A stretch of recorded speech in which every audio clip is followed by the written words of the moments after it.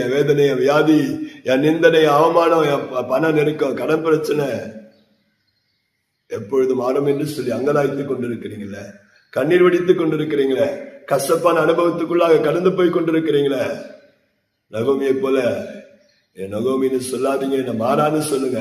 ஆண்டவரின் வாழ்க்கையை கசப்பாக்கினா, கசப்பான அனுபவத்துக்குள்ளாக இருக்கிற உங்களை ஆண்டவர் மதுரமாய் மாற்றுகிறவர், சூழ்நிலைகளை மாற்றுகிறவர்.